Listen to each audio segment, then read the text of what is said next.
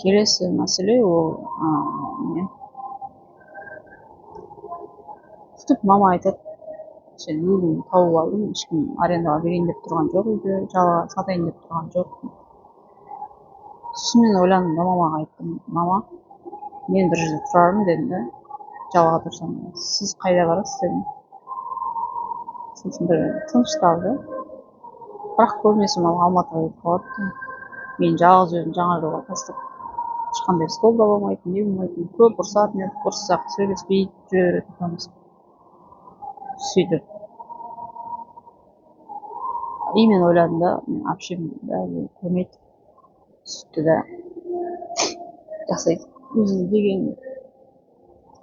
дедім да, бәрібір де жақсы жерде жұмыс істейтін едім, несие шығарып кредит, несие шықпауы мүмкін еді, бірақ шығып қалды құдайдың қалауымен.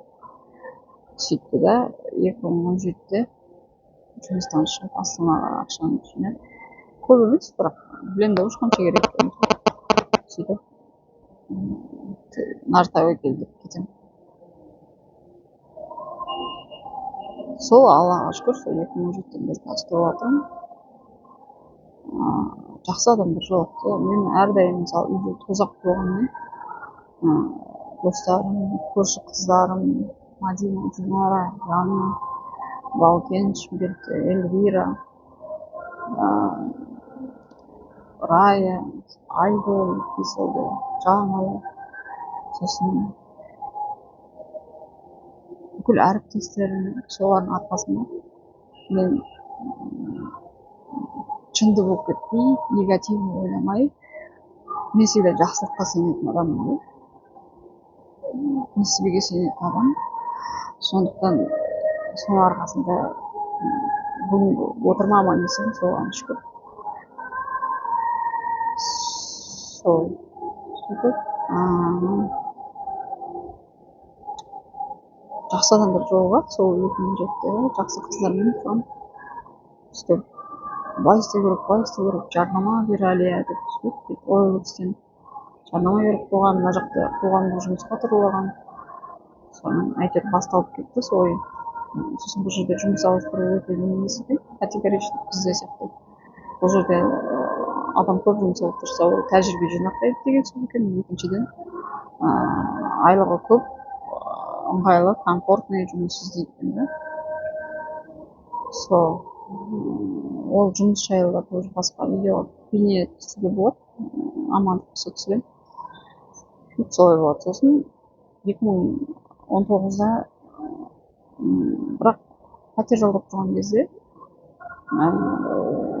негендей отселениемен тұрған кезде неше түрлі адамдар бар да. даже мысалы үйге Шымкентке барып қайтесің, біріншіден ақша жетпейді, екіншіден аттарыңды кімге тісіп кетесің сен білмейсің да. өте нашар адамдар көп қой. тамағың жоқ болып кетеді, затың жоқ болып кетеді, немесе үй жинасың, жинамадым деп айтады, сондай да. сөйтіп үйді іздеп жүріп, жақсы бір үйді тауып, жақсы адам қызды тауып, содан кейін ғана 2019-да үйге барған болатын, ақша жинап. сөйтіп 2 аптаға бардым, ол кезде сөйлеспейміз бауырлармен. сөйтіп бірақ бір аптадан кейін кетіп қалдым. шілдеде қатты ыстық екен, мына жерде қатты ыстық болса да кішкене жел бар да, үйреніп қаласың. андай жел де жоқ қой. қапырық. одан жағынан әпшем мен сіңілім Алматыдағы достасайық, шомылуға барайық деп келе жатыр екен. бірақ мен мамаға айттым, мен дайын емеспін мама дедім. айтпасам купальник алып қойдым да Шымкентке барып. жарайды деп сосын кетіп қалдым.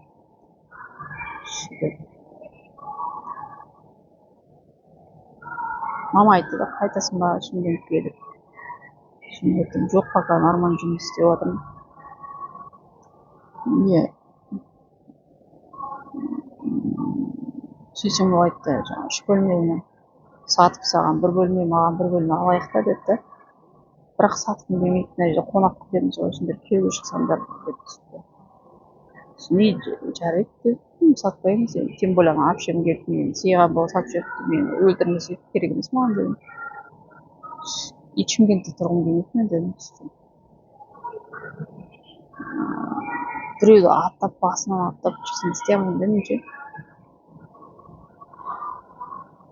өзі несімен келмесе, жақсы ниетімен келмесе,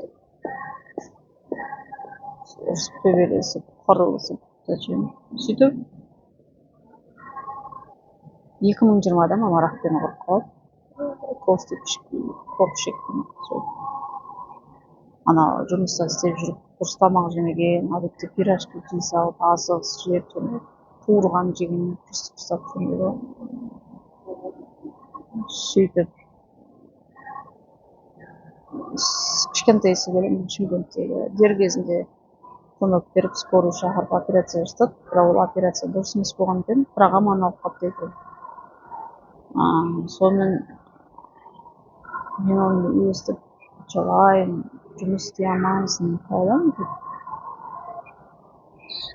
Мемлекетте жұмыс істеген, бүкіл өмірін жұмысқа арнаған адам неге ауырып қалады деген сияқты. Сөйтіп жұмыста материалдық көмек бере аламыз дейді. Сосын материалдық көмек береді екен, жіберуге десем жоқ, өзің ала бер деп сөйтті. Сіңілім жаңағы сөйтіп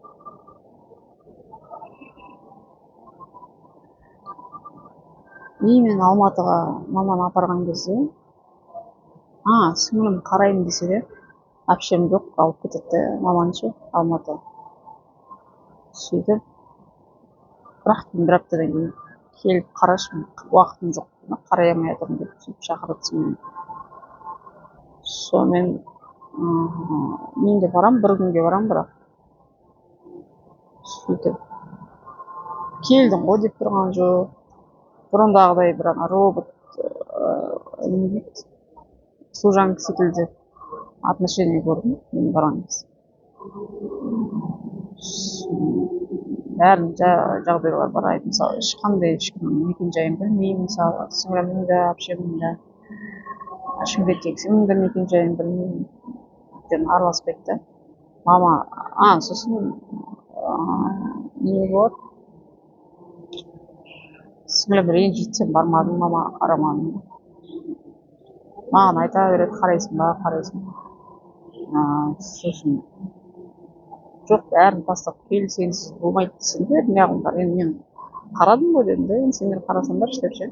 Тем более әпшем балаларына қарайды екен да, тегін нянька. Сөйтіп 20-шы жылы қарашада мама үйді сатып жіберемін деп шешім қабылдайды екен. Шымкенттегі 3 бөлмелі. Сөйтіп мен звондасам, еще алмайды ғой. Сосын алды. Как раз папам қайтыс болған 18-ші қараша сол кезде. Не дейсің оған? Оның не ойын? Сөйтіп бір кезде сатамын да кетемін. Тамақ беретін туысқандарға деп сөйтеді. Мен күшті жерде жұмыс істеп жатқанмын, сол жұмыста декретный орын болған екен, декретница ерте шығатын болды. Мен жұмыстан шыққам желтоқсанда. Тек шыққаннан кейін түсіндім ғой шынымен не болғанша. Үй жоқ, қара шаңырағы жоқ, баратын жер жоқ. Бұрында арманым болатын, 300 мың теңге айлығым болса, ұшақпен ұшып, үйге барып қайтамын, қалаған кезде, сағынған кезде деп ше. Сен бөлмем күтіп тұрады деп айтқан ғой всегда маған ше. Бір жағынан көшіп қолым жүре алмайсың тоже. Сөйтіп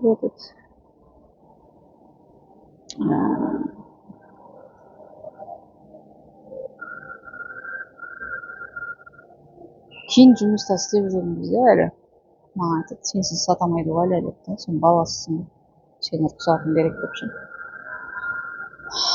Қасса рұқсат керек емес екен. Менің қолымды подделать етті ма білмеймін ғой. Кейін есіме түсті, бізде 4 бөлмелі үй болатын, папаға подарок еткен үйде ол үшін 91-де. Сол орда біз 30 жылдай тұрдық, мысалы 17-ші, 20-ші жылға дейін ше. Сол папа қайтыс болған кезде, мама өз атына ауыстырған кезде біз бірдеңеге қол қойдық. Сол кезде біз долямызды мамаға жазып бергенбіз ғой. Сол кезде, бірақ ол кезде ол есімнен шығып кетті, сосын есіме түскен кезде даже бәрін естисің, ол мама біз тастамайды ғой, бізге зачем доля деп ойлап сөйтіп қойып бердік деп ойлаймын менше. Тем более мен өмірімді мамаға берүүгө дайын турат жында эле едим да. Сөйтүп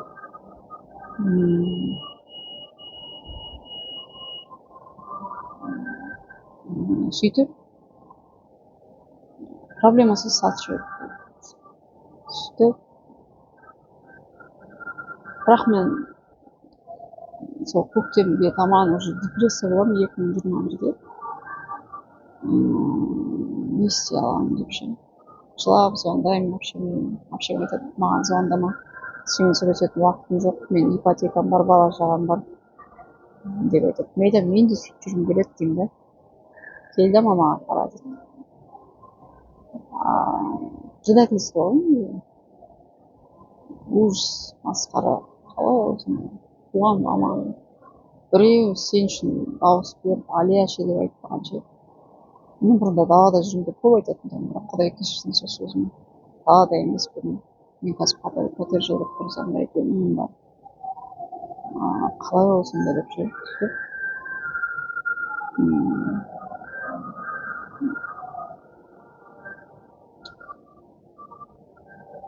бәрі звондама деп айтады, кел де қара деп.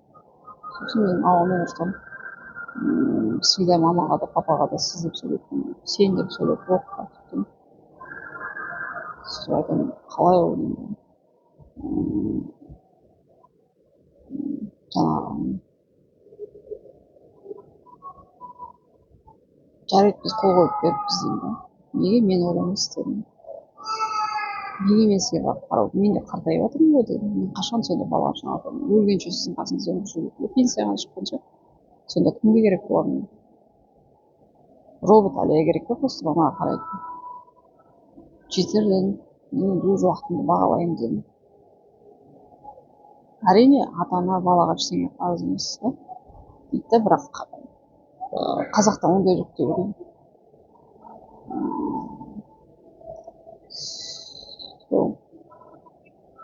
Бір-біріне көмектесіп, бәрі дауыс бере алатын да енді. Жынданып сөйтіп Шымкентке бардым, қайтамын ба деп. Ол кезде баратын үй жоқ. Екі құрбым бар екен, сол екі құрбым екі үйде үстінде. Сосын бір бос үй бар екен, сол бос үйге барып тұрдым 1,5 айдай. Үйге бардым, жаңағы біздің сатып кеткен әкесі біреуге арендаға беріпті. 2-ші этаж, ремонтымен, 121 серия, соңғы серия. Бәрі мебель мен бәрі обойларды таңдап қандай күшті. Қарашаңға еді. Жалпы бізде сосын жер үй бар еді, оны сатып жібердік, оны мама өзіне алып алды депозит, менің ақшам деп.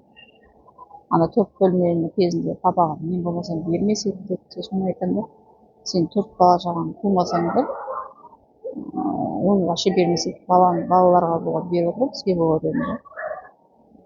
Қара басыңызды ойлап дедім. Мысалы, ақша болмаса, жаңағы жер үйдің ақшасы, операцияға да ақша болмаса еді мысалы. Құдай сақтасын, мен ауырып қалсам, маған ол ақшаны бересіздер деп ойлағанмын дедім да. Сөйтіп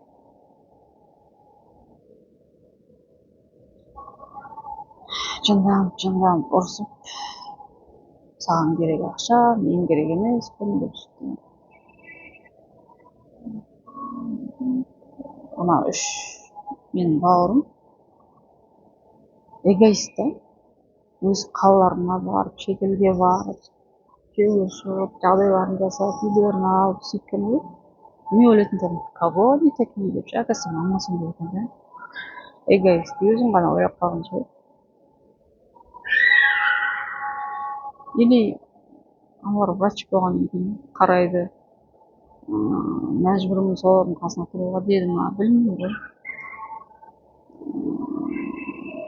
Опять же, мен егер маған айтса, сен емес кет деп айтса, сенің бөлмең емес, вообще не надейся, мен давно кетіп қалатын да. Оның бәрі болмаса. Енді мен міндетсініп отырғаным. Әрине дұрыс емес, бірақ бір жағынан дұрыс деп ойлаймын.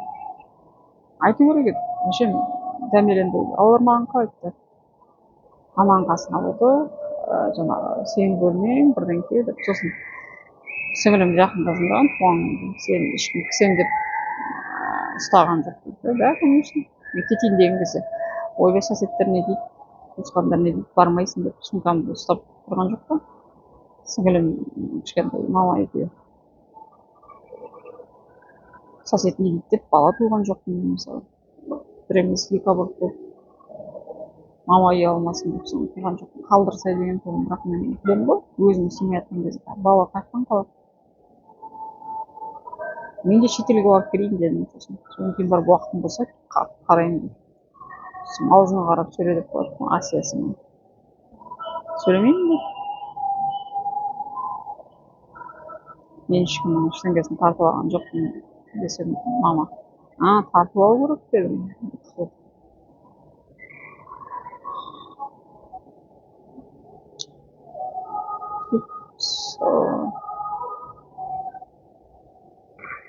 жақында сосын жаңа жылдың алдында кіші сіңлімді звондағанбыз иә бір шымкенттен ол кезде мен жұмыста едім қуанып кеттім звондағанына уже күткен жоқпын да түсті олар айтатын бүйтеді да келіп қарасаң мүмкін саған алматыдағы квартираны береміз дейді да мүмкін бермейміз қайтыс болған кезде ғана мейлі мама қайтыс болған кезде мен қайтыс болып кететін шығармын потом маған керегі жоқ дедім маған қазір керек және де мен бөлменің ақшасы керек дедім мысалы мен қазір несиелерім бар жұмыс істемейді счеттарым жабылып қалды соны қарыздарымды беруге хотя бы беріңдер деген ғой сен өзің алып жатсаң может көмектесеміз пәтер алуға мен айттым оған да бермейді деп потому что ойламағансың ғой ақша жинауды ойламағансың все время саған топассың деп жатыр шынында өзің топас екенін сеніп қаласың ғой сөйтіп сосын жаңағы сіңілім айтпаған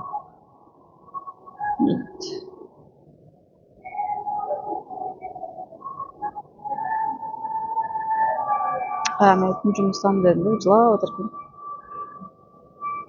кешірші біз сен астанада тұратыныңды қабылдау керекпіз ғой то что вы с мамой ругаетесь это ваши же отношения я же твоя сестренка я не права деп сөйтеді сен өзіңді суық астанада жетім сияқты сезініп жатқан шығарсың деп ойладым сосын қорқып кеттім деп сөйтеді сосын айтамын иә жетім сияқты кәдімгі тірі жетім болдық сосын үйленесің онда дедім не істейсің басқа ана үйді сатып жіберді деген кезде мен 21-ші жылы уже шынымен де сенесің да басында қабылдамайсың мен айттым маған мен же папамның моласына барып қайтыс болған қалды дедім тірліктен кейін зачем жить дедім когда вы такое творите и потом это не то что деньги да мысалы ақша емес пападан қалған мұра папа бізге тастап кеткен нәрсе ештеңе қалған жоқ та сосын біз шымкентке барсақ қонақ үйге барамыз да мүмкін осындай қатты бір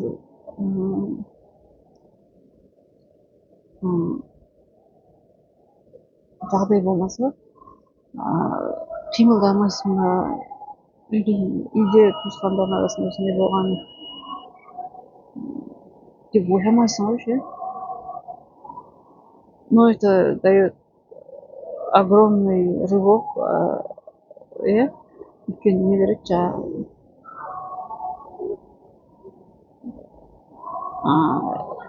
жылжуға что бәрі осындай даже жұмыстағылар деп твоя мама предала тебя тебе уже наверное ничего не страшно деп шынымен сондай ғой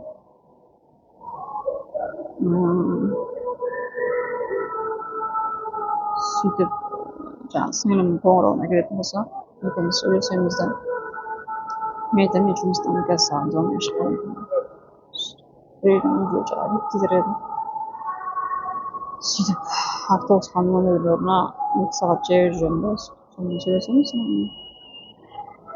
ол смартфон жоқ ол кезде как раз сөйтіп жақсы сөйлесеміз сен бүйт сүйт сен кешір бізді үйге келсін деп сөйтіп сосын мен айтамын сен даже адресін білмеймін деп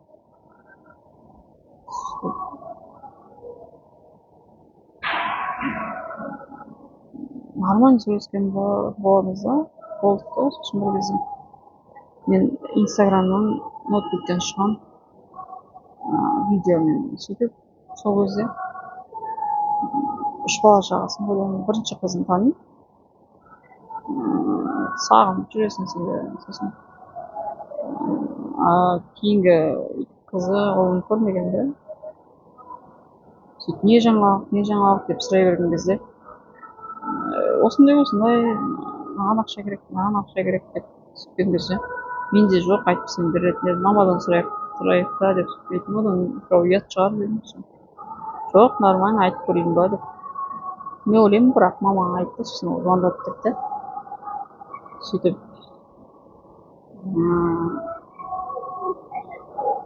айттым, жаңағы карталарын жабып, сендер тек қана маған немен жібере аласыңдар деп, жаңағы снятие без карты деген бар, сонымен деп. Соны жіберген ғой. Сөйтсем инстаграммен шығады, мен инстаграм ашық қой, біледі екен. Мен оны есімін ұмытып кеткен тұғым. Сөйтіп жаңағы ақшаны жіберетін нені әдісті жіберсем, ренжіп соған, саған ақша керек, мен керек емес, бәрін неғып кетті. Мен бұрында уақытында істеген, сол уақытында істеген екен де, күйеуі ол сөйтіп күйеуің айлығы қанша, жете ма деп сұраған ғой. Соны зачем саған мен күйеуім айлығы деп, оған ренжіп түсіпті. Сен кемедің деп, бұрынғының бәрі мамаға қарамадың, бірден кел деп қайдан жазыпты. Соған жауап берейін ба деп ойлап жауап берген ғой, бекер жауап беріп. Соны блокировать етіпті. Сосын бәріне жауап берген, айттым. Почему-то сені звондағаннан кейін маманың сөздері есіме түсіп кетті дедім да. Итке болып келдің ба, тағы да сөйтіп айтады. Көрдің ба, ты без меня никто деп айтады мама дедім. Ты всегда осылай жүре бересің. Қарыз болып жұмыс іздеп, жаңағы өзің үйің болмай деген сияқты. Я так не хочу больше дедім. Я лучше умру дедім.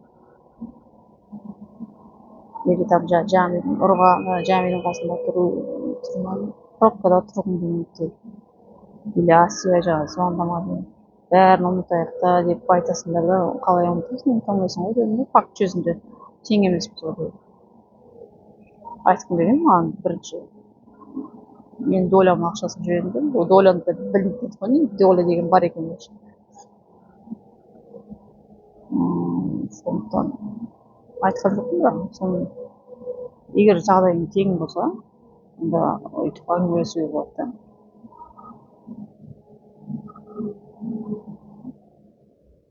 Күйеуге шығу керек, саған бала туу керек, бірдеңе деп айтқан ғой, жарастық емес телефон. Қайтадан негатив болды. Мен айтамын, неге негатив жазасың деп. Сондай болған. Тағы ұсталды. Сосын мен оған айтқанмын, мен қабылдауға тырыстым дедім да. Жаңағы психологиялық тұрғыда менің долямды алып қойып, маған ақша бердің, бақытты болсаңдар, үй сатып жіберіп, бақытты болсаңдар, бақытты болыңдар деп ше. Шынымен де бақытты болдым, ешқандай жамандық ойламаймын деп ше. Босағым келеді деп, оның өмір сүрген, мысалы ойлайсың ғой, бірдеңені ойлай бересің деп ше. Ми шаршайды екен, сана дейма, жүрек шаршайды деп ойлай беріп ше. Өзі босайды екен, сол сияқты босағым келеді мен дедім. Сол айтайын деген қыздарға, ата-аналарың, балалар болсын, ата-аналарың тұрып керек емес, рахмет жоқ одан. Әркім өз басын ойлап кету керек, өзінің жағдайын жасап, өзінің қалаған мамандығына түсу керек біріншіден, түспесе тағы да ешқашан да тек елге қалаға кету керек, табыс тауып, сосын ақшаны тасып бара жатқан кезде көмектесуге болады. Мәңгі бақи ата-ананы тастап кетіп тұрған жоқпын. Барып қарасып тұруға болады, одан да көбірек ақша жібересің, бәрі ақша өмірде. Өйткені негізінде мынандай екен, мысалы ата-ана баланы туған кезде он я должен дейді ғой, никто никому ничего не должен. Иә, ешкімге міндетті емес. Қайтарып, бірақ бұл мен келісуге де болады, келіспеуге болады да. Бірақ просто проводник екен да, ата-ана туылатын балаға. Бала мені ту деп айтпайды ғой. Ол өзі тілеп алады бала туғым келеді. Бала туады неге? Адамға қаншалықты жақсы адам екенін көрсету үшін екен. Психологиядан ше. И ол саған кейін жақсы бала бола ма, болмай ма, или сені тастап кете ма, ол уже баланың өзінің санасына берсе, жақсы бала болады, санасына бермесе, сен оған ренжімеу керексің да. Сосын мен осы жерге келген кезде неге барған? Игорь Ким деген эмоциональная свобода, коуч, психотерапевт, энергопрактик, соған барған. Армандап жүріп 2 рет бардым. Бірінші рет барған кезде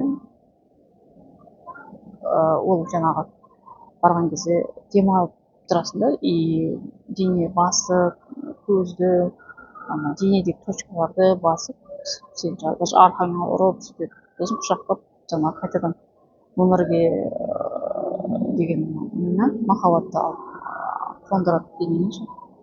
Бірінші барған кезде 1,5 жылдай армандап жүрген соған бару, таныс қалу күшті кісі екен. Кәріс кісі сөйтіп мастер-класс шеберлік сабағына бар, сосын тренинг бар, тренинг 2 күн. Даже соны үйреніп алып, сонымен айналысайын ба деген ой кетті, бірақ ол қымбат. Сөйтіп бірінші барған кезде соғыс жасап өмір сүресің, еркін, в мирное время как на войне жила деп айтты. Почему деп ше. Түсіндіріп бердім, осылай сөйтіп. Как обнуление болады, азарасында жеңілдейсің, көлік беремісің бәрі шығады. Бірақ қаншалықты сен, қанша жаста болуыңа байланысты және нені көргеніңе байланысты да өмірде ше. Эмоцияның бәрі іште тығыла береді ғой. Ренжіп, адам ауырып қалуы мүмкін, қайтыс болып кетуі мүмкін. Сосын егер қарама я бірдеңе жасалса, тоже сондай адам қол қайырылып сөйтіп бәріне кеңес беремін, жалпы соған баруға. Сосын соған бардым да, сөйтіп екінші рет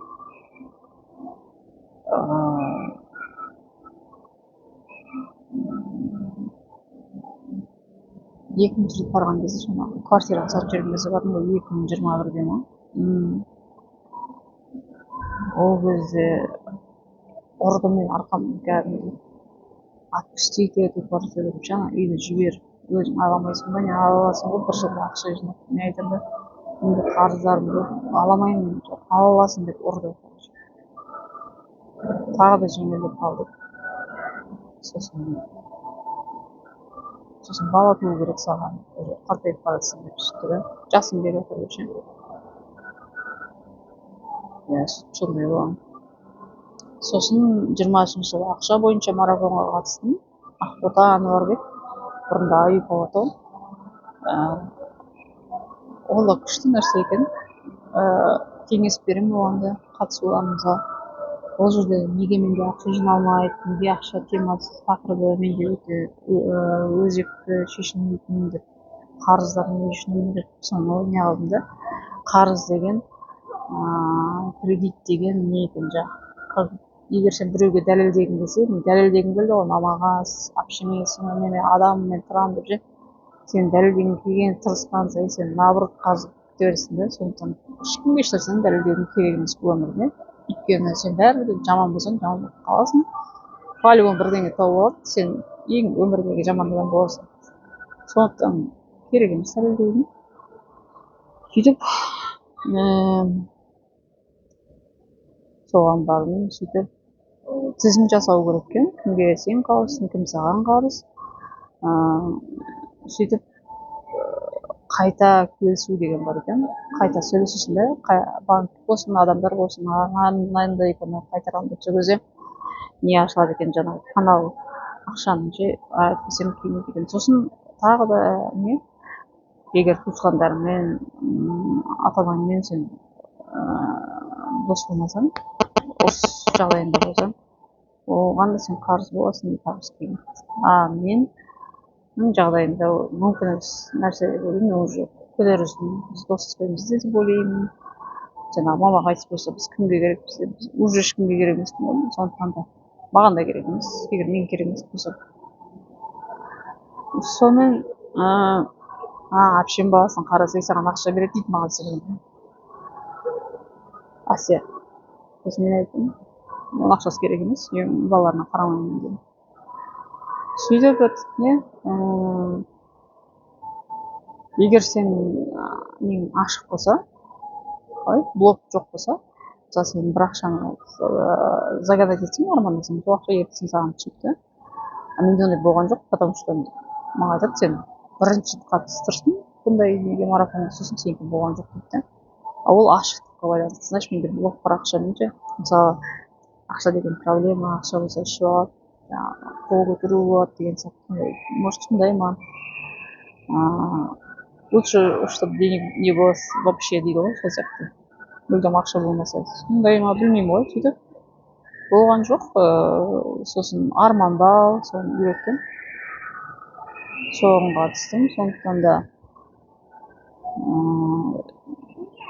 өткен жылы тіпті қатты неге бардым, жаңағы сайлауда марафонға бардым, семинар, тренинг, не болса форум, бірдеңе, выставка, бәріне барып шықтым. қатысты болса да белгілі бір ақпарат аласың деп. сондықтан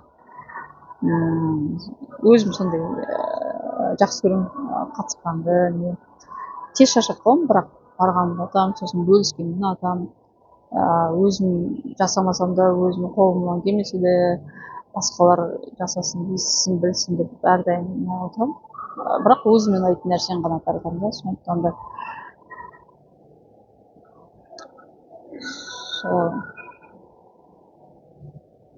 бүгінгі жеткен жетістігім жаман емес деп ойлаймын.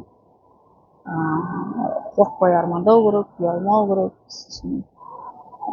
болған нәрсе болды, болатын нәрсе бәрі болады деп ойлаймын, болмайтын нәрсе бәрі болмайды деп ойлаймын. жаса тұрған ешқандай шегі жоқ деп ойлаймын. ешқандай да шегі жоқ негізі, бәрі де жарасады. аш адам тоқ адам әңгіме айтып дейді ғой, аш болсаң бәрі жасауға болады деп. шынымен сондай. мысалы нан жеген күндер болды да, қазір мысалы кей күндер тамақ жеймін, кей күндер тамақ жемеймін. жаңағы не, өзім аса көп тамақ жеймін деп айтамын. бәріне көнесің, курьер да болып істедім. бірақ өзім варикозбен болмайды екен маған, 20 километр жүрсем. аямау керек дейді бір жағынан, кез келген жұмысты істей беру керек деп. бірақ қазір мысалы кішкене репетитор оқушыларым бар. сол бізге адамға айтсаң, сен күшті екенсің ғой деп, жаңағы сен болашағың көп, саған жұмыс көп шығар деп, сен аудармашы болсаң қайдам деп қоямын. оған да мысалы адамдар қымбат төлегісі келмейді, ақша төлегісі келмейді, сондай. бірақ жақсы адамдар бар, төлеуге дайын тұратын адамдар, сенің қызметіңді алуға дайын тұратын адамдар, шынығуға сені не қылады. сосын өткен жылы аллаға шүкір әйтеуір ақша жинап, есікке болса да күшті бір ноутбук алып алдым. көптеген арманым еді. енді ноутбукпен жұмыс істеуге болады. сосын жұмыс істеп жүрмін да. сондықтан осылай бейнелерді түсіріп, түрлі тақырыптарға сіздермен бөліскім келеді. өйткені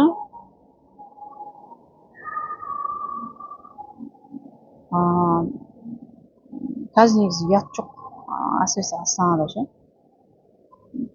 ұяттың орынды жері бар, орынсыз жері бар. ұят керек емес. мысалы бірақ жаман ұялатын адам да өзімше. мысалы жастар қазір ұялмайды, құшақтасып сүйісе береді, сондай да. сосын айтсаң, қойсаңдаршы деп, олар айтады, еш жерде жазылып тұрған жоқ қой дейді. қоғамдық орын, тем более қоғамдық орын дейді, сондай да. сол сияқты ол жағынан келген кезде, ал сен жалғыз болып, саған ешкімің жоқ болып, ешкім саған хотя бы хабарласып, мен мысалы бауырларыммен күтетін, менімен сөйлесіп, менің мұңымды тыңдаса да, жырымды жырлап деймін, ақша бермей ақ қойсын, просто мынаны не істейсің, ананы не істейсің деп айтып маған сөйлесетін де жатыр просто ше. Ешкім болмаса бәрі жарасады. Неге істемеске, неге айтпасқа, неге жүгінбеске? Өйткені өмір бір-ақ өтіп беріледі. Шарасыздықтан ғана барасың деген нәрсеге.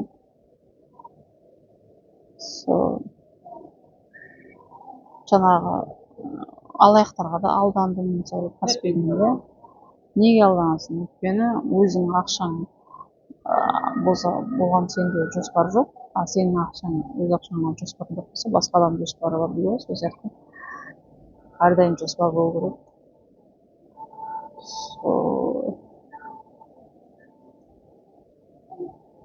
Ақылшы болғым келмейді, просто қалай айтсам екен, ескі сияқты заманда өмір сүрмеу керекпіз да. Балаларды ұрамын деп бір танысым, балаларды ұрмау керек. Миы шайқалып, теріс ойлап, жаңағы ұрсаған мені жақсы көреді деп ойлап сөйтеді, ол да дұрыс емес.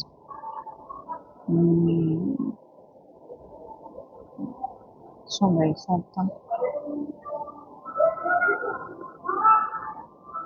жаңағы ата-анамыз қартайып қалды деп не алмайды.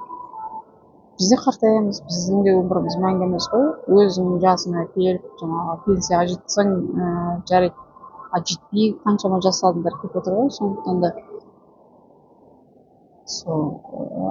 ешкімге реніш өкпем жоқ. Барлық маған көмектескен адамдарға рахметімді айтамын. Алла разы болсын. Көмектеспеген адамдарға да өмір сабақтары болды.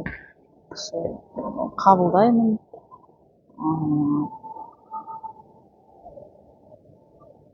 12-ші мысал болып, ешкімге жалындырмай, көңілді түсірмей, өз еңбегімнен ақша тапқым келеді.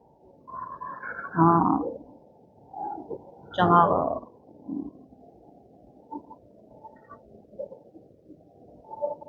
жақсы жұмыс тауып, жеке өмірімді болса жеке өмір, болмаса болмай ақ қойсын, сондықтан.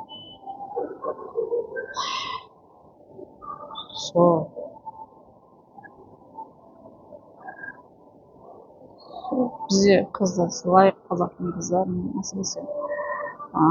Біз ер азаматтарды бір саты қалай жоғары көтерсек, олар да біз солай көтерсе екен деген ниет. Біз ер азаматтар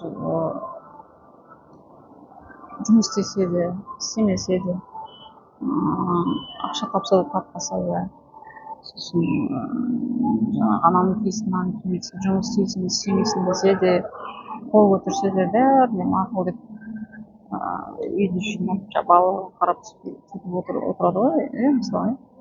Соған сәл түсіністікпен, сыйластықпен қарап жылатпаса екен, ұрмаса екен. Мысалы, мен көпбалалы отбасылық құрбыларым бар, неше түрлі береді. Жағаңды ұстайсың, күйеулері ішіп алып ұрады деген сияқты. Ертесіне кешірім сұрамайтындары бар. Біздің де болды, бірақ енді әйел тілден табатын, бірақ оған келсем, бірақ та сонда да ұрмау керек.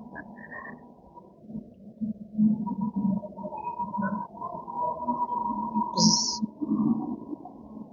қыз, әйел адам бақытты болса, барлығы бақытты болады, бүкіл отбасы, бүкіл әлем бақытты болады. Өйткені әйел адам эгоист емес, қуанышты, өзінің керектері алынып, жейтін тамағы неғылып, баратын жеріне барып неғылатын болса, балаларын да көзі ашық көрсетеді. А бізде ерлер, қазақтың ерлері, тек қана өздері дамыса, оған мешать етпесе, кедергі келтірмесе, әйелдің өзінің арманы жоқ, өзінің несі жоқ екен, тек қана еркек көрсету керек, ол дұрыс емес. Тем более қазіргі заманда бәрі қымбат, ет дегенде вообще түсінуді көретін болады. Ал енді мысалы бір отбасын алатын болсақ, екеуі жұмыс істесе, күйеу мен әйел, бала шағасына ақша жинайды, болашақ оқуына және болашақ оларға пәтер алып беруіне ше. біреу ғана жұмыс істейтін болса, тем более әйел деградацияға ұшырап өзін психологически ненормальный кем деп санайды да, сосын басыла береді, ол мен айтатын әңгіме жоқ болып қалады. Сосын еркек шөп салады, жаңағы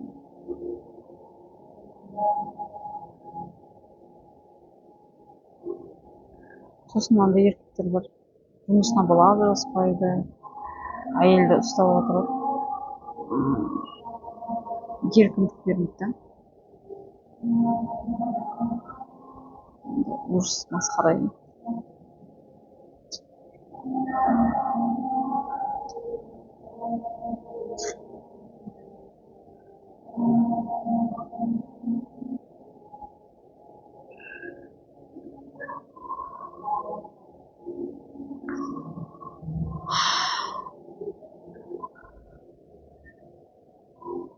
Мен бәрін айттым деп ойлаймын. Пайдалы болса қуаныштымын. Ата-ана жаңағы не ананың табанының астында дейді ғой, бірақ менде енді мынандайдан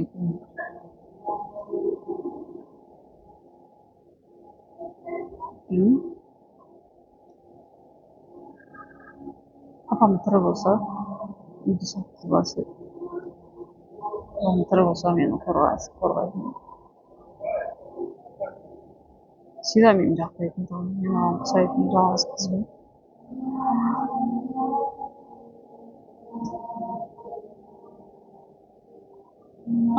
Папаның жағы бізде онша белсенді араласпайтын, өмірге өзімен өзі. Олар ордабасыда, Төрткүлде, Қызылтұлда, Аманбековтер отбасы. Ата мен апа, ол папаның үлкен ағасы мен әйелі ғой. Сөйтіп олардың бала шағасы бар, 7 ма соны. И маманың жағы 9 ағайын ма, тоже 7 ма, 9 аға. Олар Сарыағаш, Қызыласпеті. Біз батырлармыз, Сырбелі, Дулат, Ожүзе, мама Маңғыт. И папаның жағы былай араласпасты, мама араластырып сөйтетін тұғын. Оларға да айтқам, телефондарын тауып, сіздер біліп жүріңіздер, ешкімге айтпайтын қой, ұят болады деп, ешкім білмейтін, бәрі керемет көретін де үшін. Негізінде осындай болған. Кім біледі, аман болам ба, аман болмайын ба, олай болып кетсем біліңдер деп сөйтіп тұғын. Олардан да енді ерісіп қосам да, майда кішкене болса да көмектесіп аласың ба деп маған. Иә деген соң жоқ болып кеткен. Сосын жындан жазған болатын. Бүкіл әулет болып көмектесіңіздер, зачем туысқан болып жүрсіңдер деп ше. Конечно, олар міндетті емес, бірақ сонда да бәрі жинап кішкене болса да жібере алады. Сондықтан миссиямды атқардым деп ойлаймын. Ал мына жерде Астанада тұрып мен көп көрдім да, адамдар ақша жинайды, мүлік алады, жылжымайтын біледі, оны жалға береді, немесе өздері жақсы жерге тұруға тырысса, сосын қыдыра бермейді. Жұма мен сенбі ғана қыдырмаса, үйде оңтүстік деп оң сол шаша бермейді. Бізде Шымкентте күнде қыдырады адамдар, той, бірдеңке бітпейді. Ол тойда жаман деп айтамын, жақсы. Сосын қыздарды сыйлау жағы, сосын туысқандардың араласуы, қанша мен көрдім ғой адамдарды, пациентте тұрған кезде басқа қалада болса да күнде сөйлеседі, не болып жатқанын біледі, бір кесек күтіп алады, бешбармағын басып, бешбармақтылар армандап қалды. Бізде ше бірдеңе болып қалса ғана звондаймыз ғой біз. Звондаса бірдеңе болып қалды деп алдын ала қорқасың ше. Өте дұрыс емес нәрсе. Сондықтан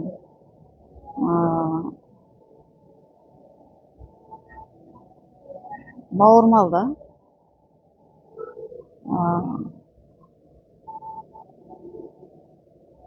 Ақша дейсің ба, ақша жібереді, ойбай анаған керек екен, ойбай анаған үй алайын деп отыр екен, бірдеңе алайын деп отыр екен деп не алады. Флешар той деген бар екен, жаңағы бала мектепке барайын деген кезде жасайды екен. Бізде ондай жоқ мысалы. Сосын кез келген үйде кішкентай балалармен жақсы көретін әли апай деп сөйтіп кішкентай балалар ешқандай періште ғой негізінде. Бір сұрақ ойланып отырсаң, оған сабаққа көмектессең, ол саған сол сұрақтың жауабын айтады ғой. Не дедің десе, ұмытып қалдым дейді. Сондай.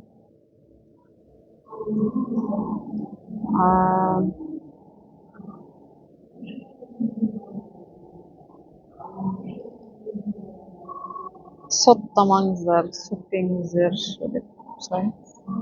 Бұл бір отбасының жағдайы ғана біздегі. Кінәламаймын ешкімді, просто басыма қонбайтын нәрсе да. Бірақ қазір қабылдаймын. Өзім кінәлімін деп ойлаймын. Сосын бұл жерде мен жаңағы ақшаны алып, если маған беріп жатса, мама, жаңағы сіңілдерім қарыздарын жауып, мысалы, пәтер алып жатсам, ол пәтерді өз жалғыз өзім не істеймін мен мысалы. Мен солар үшін аламын ғой. Солар келсін. Ана әпшемнің, маманың әпшесі бар ғой, Ғали әпше. Соның балалары осы жерде, бірақ араласпайды да. Бұрыннан өзім жетіп олар. Байымыз деп араласпайды. Мысалы, одан ақша сұрайын деп тұрған жоқсың сен бірдеңе. Просто біз бұрыннан папаларымыз қалай күшті араласатын еді. Қазір бәрі өз-өзімен жасаныстан отырған кезде уже ішімсіп кетпейсің, ешкімге қонаққа шақырады деп кетпейсің. Жайдан жай бара салмайсың ешкім үйіне. Сондықтан көңіл баяғыдай да. Жоспарлау керек бәрін бұл жерде. Соны үйрендім. Алдын ала айтып қою керек баратын болсаң.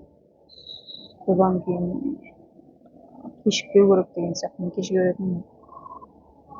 И этот, как его,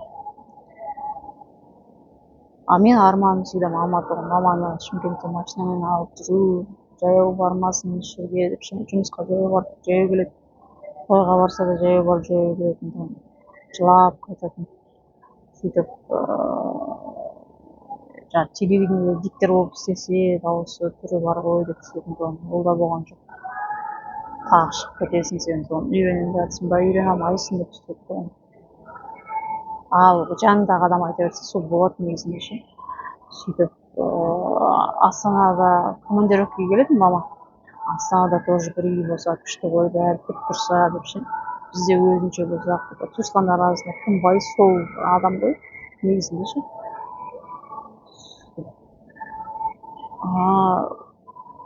Суға Астанада барып алдым, қымбат жерде. Әйтеп үйің жоқ болса дейді ғой, кез келген қала қымбат. Сосын уже адамдардың бәрі шетелде жүр. Шетелге барған кезде ол қалып кету емес, просто оқып, тәжірибе жинақтап, елге қайтып, елге қызмет ету ғой. Мысалы, кім тастап кеткісі келеді елді. Сондай болған. Ой, сен ондай істей алмайсың деп істейтін болған.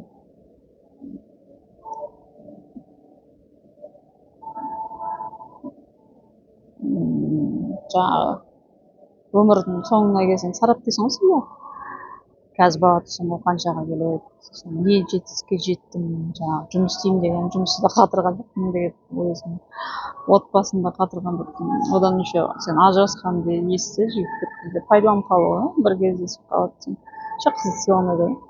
Ештеңе сұрамайсың да одан. Сосын ажырасқан кезде сен еще сіз күйеуге шығуды ойлап тұрасың да, кез келген адаммен таныссаң, араласу дегенге уақыт жоқ, сразу таныссаң күйеуге шығып үйлену керек ол бала. Ол дұрыс емес тоже. Танысып білу керек, сөйлесу керек, танысу керек жаңағы достарымен, үй ішімен ол баланың. Сол кезде ғана уже асықпай ше.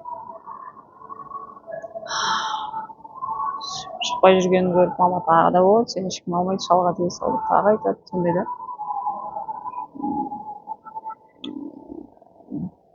Қызды қайтып келді деп оншалықты жерден алып жерге салуға дұрыс емес. Сондықтан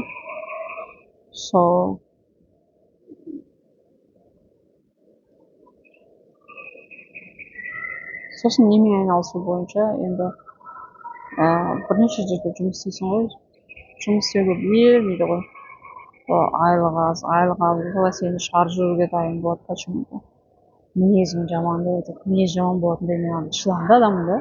Үндемей жүре беремін. Сосын барып бір күні жарыламын 2-3 айдан кейін. Жарылғанда да атылмайсың, басында енді білмейсің ғой. Сосын жаймен айтасың ғой, соның өзінде вот у тебя характер плохой деп сөйтіп шығады. Ол характер плохой бірінші күннен бастайды. Сосын уже жас келген адамдар дамайды да 40-қа жақындағанша уже жастарда 25-30 өйткені олар үндемейді, айлығын алып жұмыс істеп жүре береді. Біз уже кішкене өзіміз пікірімізді айтамыз, ол ұнамайды. Сосын декреттегі орындар болса да, айлық аз болса да, әйтеуір бір жұмыста тиіскен болды, бір жұмыста жаңағы декретті ерте шығарып, или там айлық кешіктіреді, сосын переводчик болсаң кадр бөліміне көмектеспесең сен керек емессің оларға, сондай да.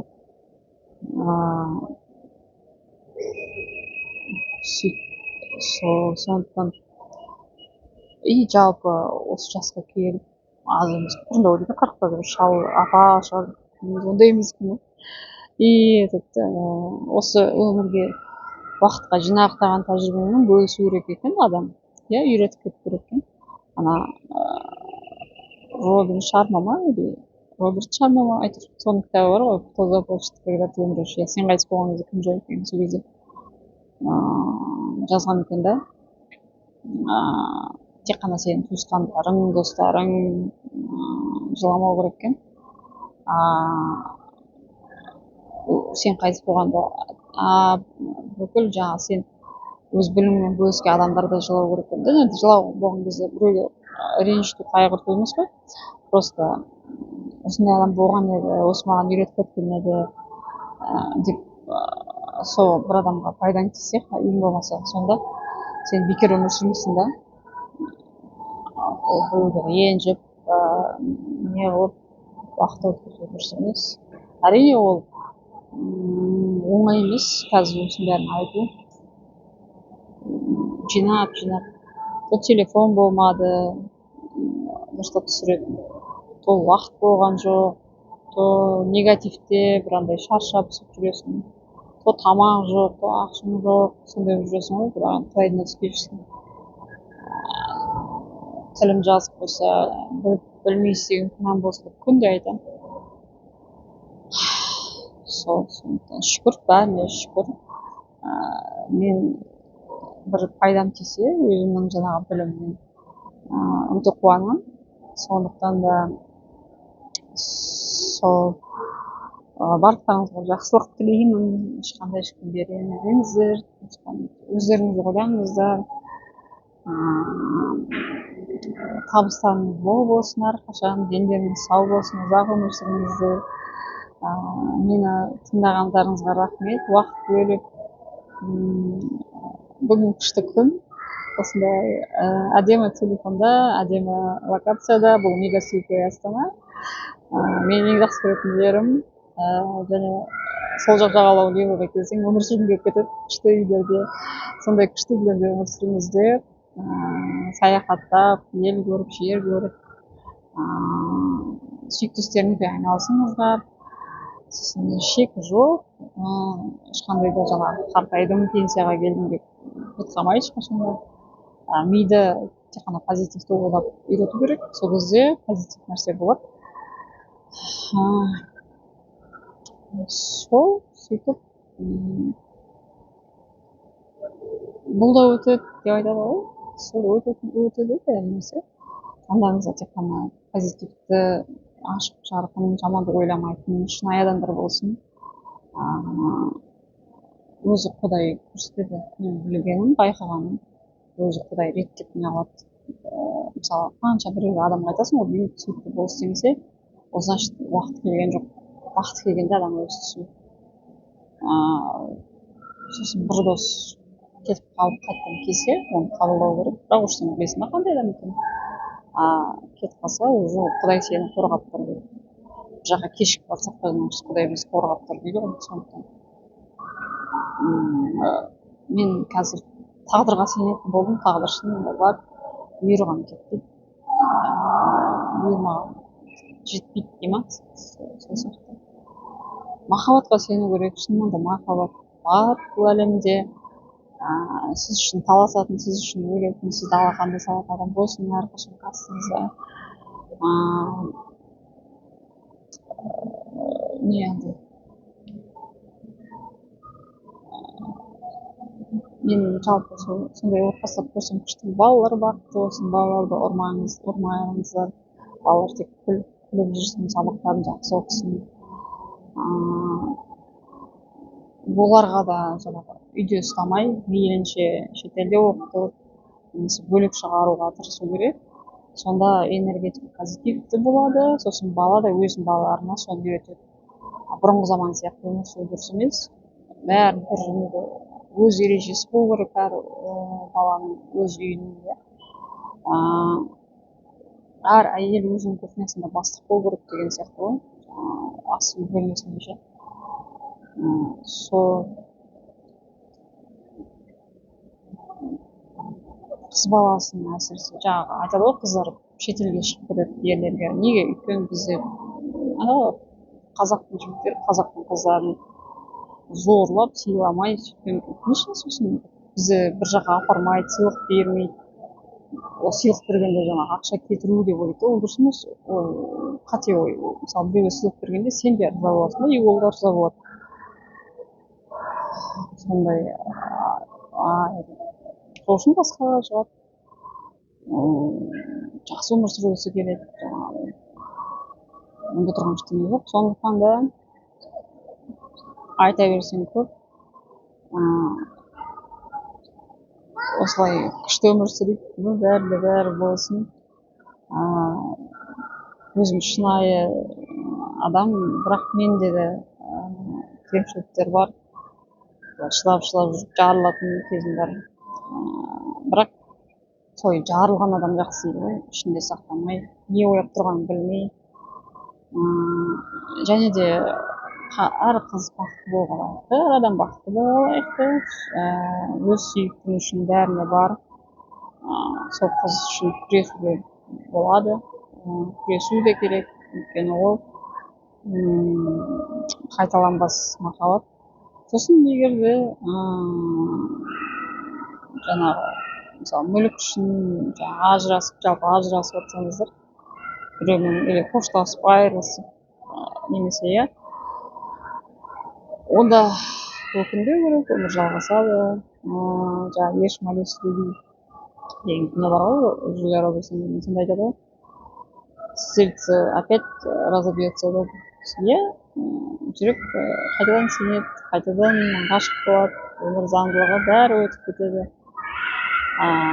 Бірақ шаршамау керек, қалмау керек.